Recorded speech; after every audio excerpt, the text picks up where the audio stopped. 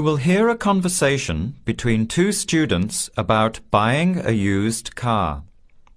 First, you have some time to look at questions 1 to 6.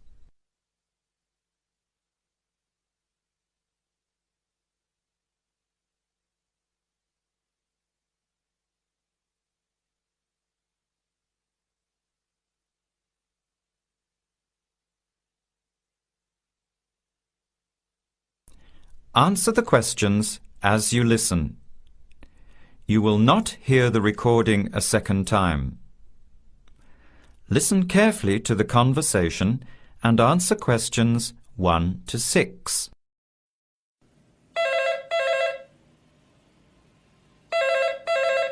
Hello.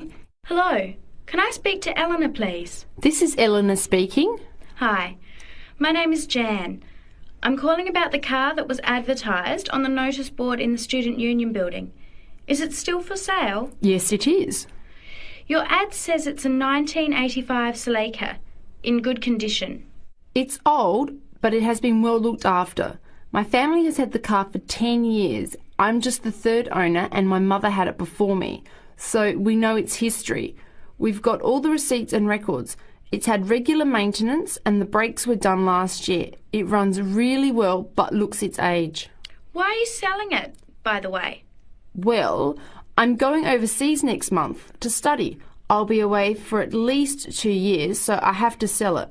Unfortunately, it's been a good car. You want $1,500, is that right? I was asking $2,000, but since I need to sell it quickly, I've reduced the price. Would you like to come and take it for a drive? I don't live far from the university. Yes, I'd like to have a look. What time would suit you? Any time this evening is fine. Well, I finish classes at 6 o'clock. How about straight after that? Say 6:30? Great, I'll give you directions. When you leave the main gate of the university, turn left on South Road and keep going until you get to the Grand Cinema. Take the first right, that's Princess Street. I'm at number 88 on the right. So it's 80 Princess Street? No, it's 88 Princess Street and the suburb is Parkwood. You'll see the car parked in front. It's the red one with the for sale sign on it. OK, thanks Eleanor. I'll see you later. Bye. Before you hear the rest of the conversation, you have some time to look at questions 7 to 10.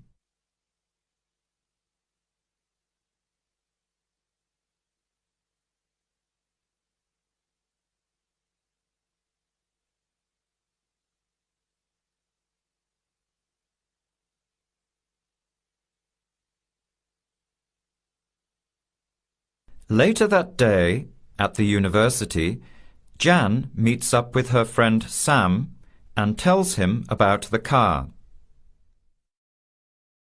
Hi, Sam. Hey, Jan. What's happening? I'm glad I ran into you. I've decided I have to get a car. You're going to buy a car? Do you really need one? I'd probably still be driving, except that my car broke down last year. Instead of getting another one, I just moved closer to the university and went back to riding a bike. Better for the environment, better for my health, and I save a lot of money.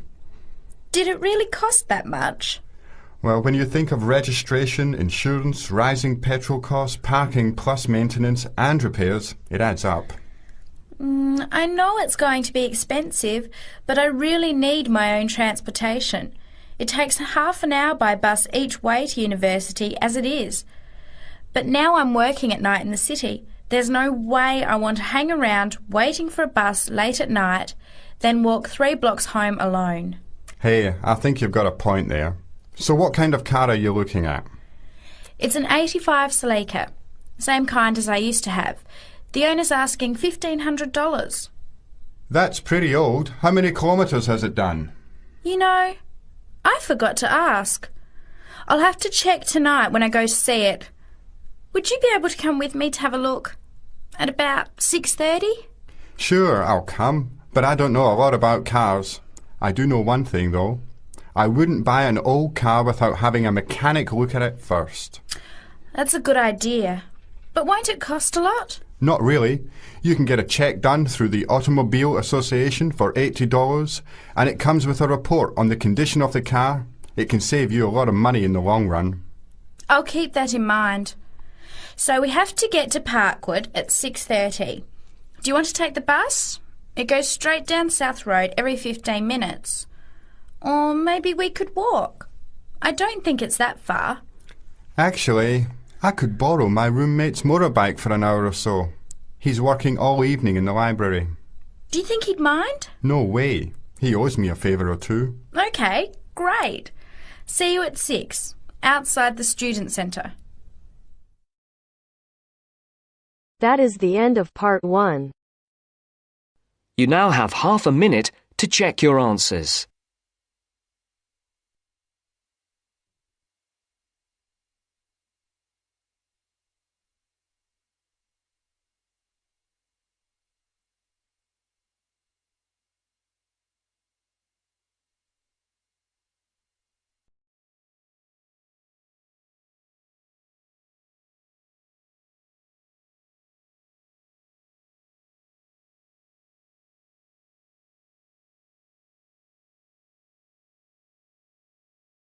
Now turns to part 2.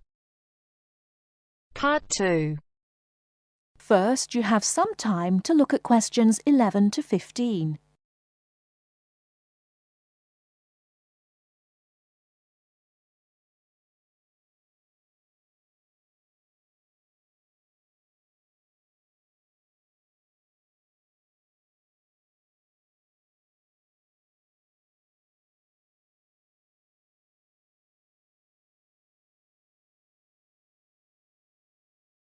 Now, listen carefully and answer questions 11 to 15.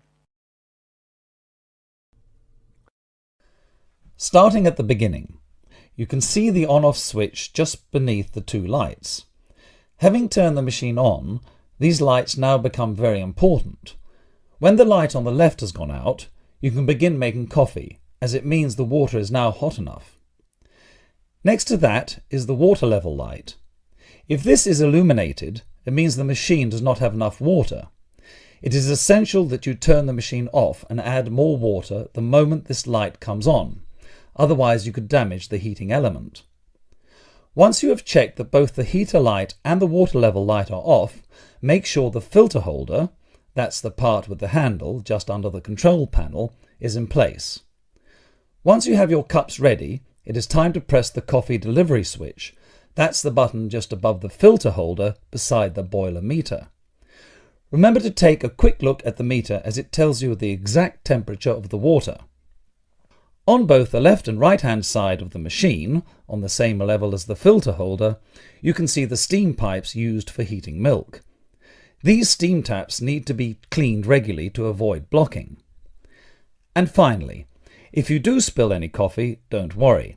Just make sure that the drainage pipe at the bottom of the machine is leading into a sink or a suitable waste container. As with the steam taps, the drainage pipe needs regular cleaning.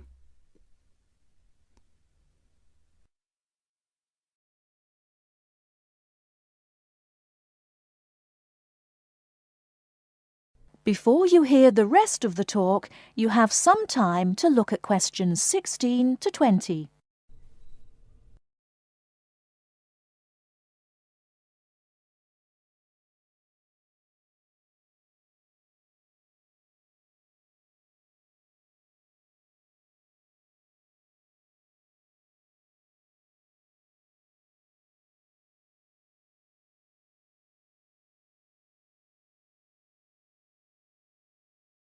Now listen and answer questions 16 to 20.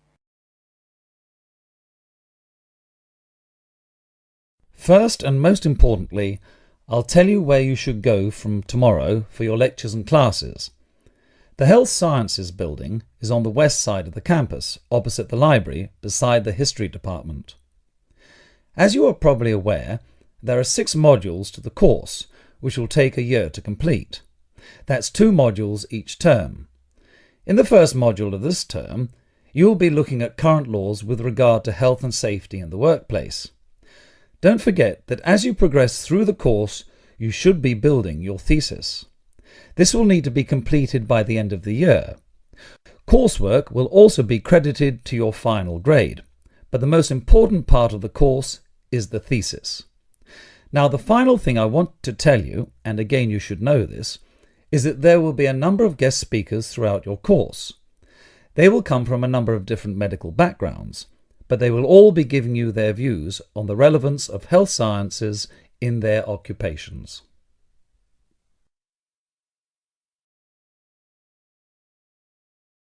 That is the end of part 2. You now have half a minute to check your answers.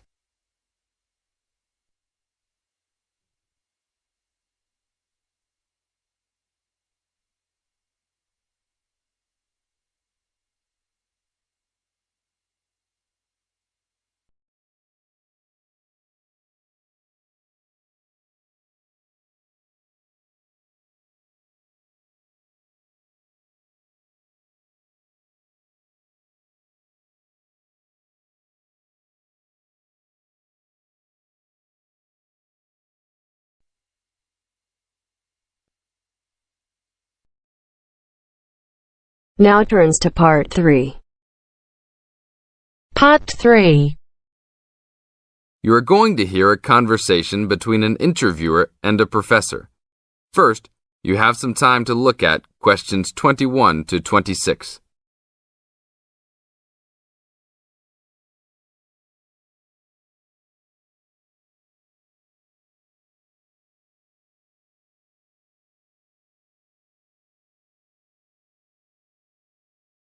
Now listen to the tape and answer questions 21 to 26.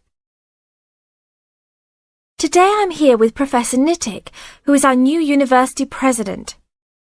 He has been a professor for 20 years and teaches many of the best classes on campus. I know many of you have had him as a teacher and know of his brilliance. Good morning, Professor Nittick. Thank you for stopping by the student station. Thank you for having me here. It is always great to get to meet many of the students who are involved with our school. I haven't been here since 2 years ago. Yes, I remember at that time you were still teaching every semester. 2 years later, you're only teaching every once in a while. But it seems like you are still always busy. The administration world is just as busy as the teaching world for you. How do you stay in touch with the university, even with the change in your everyday duties? I try to stay in touch with what is popular with the university students. I usually spend time with as many students as I can. They usually give me insight into what the new concerns and beliefs are for the new generation. On top of that, I try to be as youthful as I can. I consider myself to be youthful, at least for my age. So I always have a good time and try to stay young. I try my best to not just be a teacher, but also participate in university life. Interesting. So, are you still doing lots of academic work, or are you mostly concentrating on administrative affairs? Well, I mostly do administrative affairs now, but that doesn't mean that I still don't have a very deep interest in academic matters. I often visit other campuses around the world and meet other professors in my field. I learn the most by travelling and seeing the different places of the world and the different fields of thought. I even did a television programme last month in Manchester. Will you be on television any time soon then? Well, you can call the television station and see if I will be on television any time soon. Maybe I will be on the news report. I don't think it is really that significant, though. Oh, really? That sounds great. I will remember to look out for you. Let's move on. With all your busy travelling recently, how do you find time for your personal life? I try to keep my university life separate from my personal life. Sometimes it's hard to find time to just take my wife and 3 kids out for a family dinner, but usually we all manage to get together every few days. I'm taking a few weeks off next month to take my family down to South America, to Brazil for a few days. I can't wait to just sit on the beach. Wow, that sounds like a wonderful trip. Professor Nittick, could you tell the audience a little about what goes on in an average day of a university administrator? An average day? Oh, I don't think there is such thing as an average day for me. The last few weeks I've been travelling all the time. I can be in Los Angeles in the morning and in New York by the afternoon and back to Los Angeles by the evening. Sometimes I will spend the whole week at a new university, showing the new administrators the ins and outs of running a university. Sometimes I can spend the whole day in the office on the phone, so there really is no average day for me. I guess that is because I do so many different tasks. Sorry to let all the viewers down, but that is the plain truth. Now look at questions 27 to 30.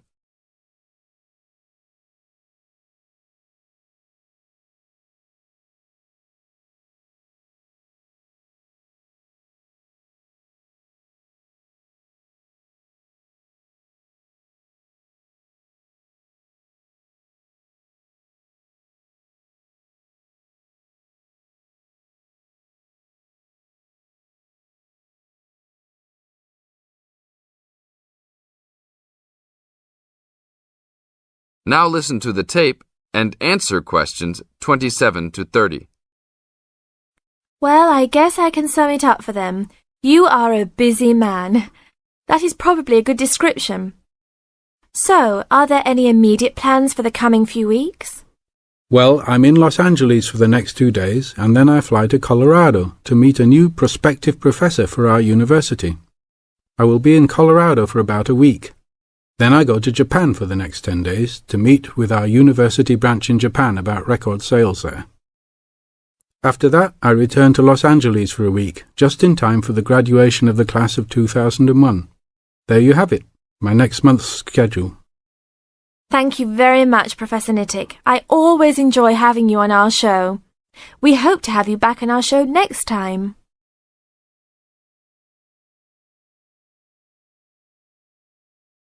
That is the end of part 3.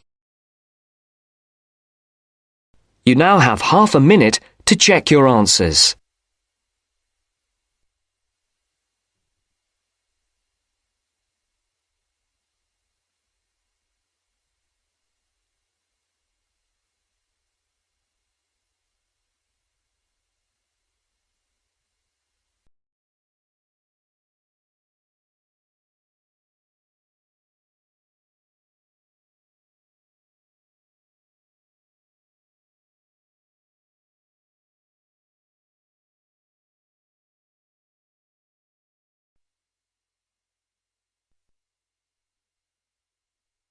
Now turns to part 4. Part 4. You will hear a talk on seasonal affective disorder. First, you have some time to look at questions 31 to 40.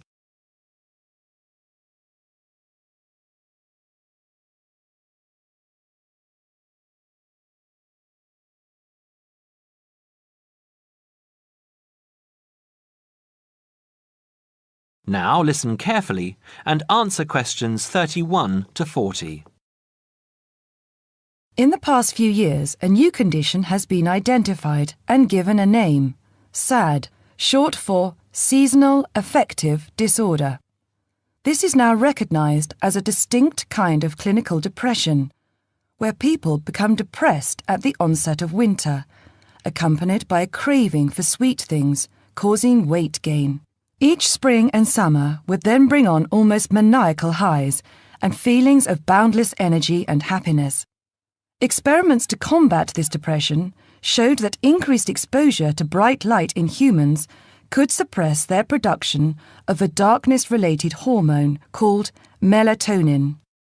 The light needed to induce this change was about 2,000 lux, or about 4 times brighter than ordinary household lighting.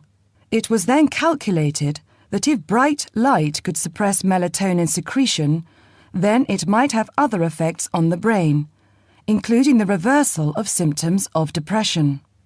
While melatonin's precise role in SAD has not been pinned down, the theory led to effective treatment. Not surprisingly, SAD affects more people where winter nights are longer and days shorter.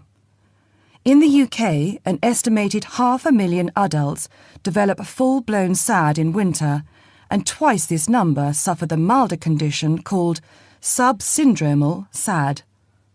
About 80% of sufferers improve when given light therapy, and improvement usually comes within 2 to 4 days. Scientists are still unsure why winter depression happens, but more than a decade of research has turned up some surprising findings. Nearly 80% of SAD victims are women. Researchers are uncertain why this is so. SAD can affect people at any age, but typically it begins around the age of 20 and becomes less common between 40 and 50. SAD is comparatively rare in children and adolescents, but so far researchers have been unable to come up with a logical reason for this. As many as half of SAD sufferers have at least one family member with depressive illness, suggesting that the depression has a genetic component. Some patients experience shifts in their body clocks when they're depressed in winter. They are morning people at one time of the year and become evening people at another. What is the underlying difference between SAD sufferers and others? A clue can be found in carbohydrate craving, a common symptom. People often become obsessed with chocolate, for example.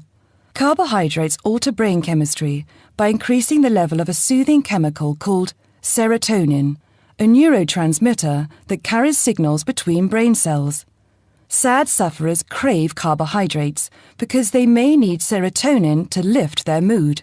This craving can be intense, in fact, an addiction. It may be that the serotonin system of the brain has problems regulating itself during the winter. Some SAD sufferers respond well to the drug Prozac, thought to influence the brain's serotonin-using system. Other brain chemicals and hormones probably play a role in winter depression. Another neurotransmitter, dopamine, for example, may be inadequate in certain cases. Researchers hope to uncover clues to SAD's secret by probing similarities between SAD and hibernation. Though no valid link between the two has been established, some SAD patients say they feel like hibernating animals.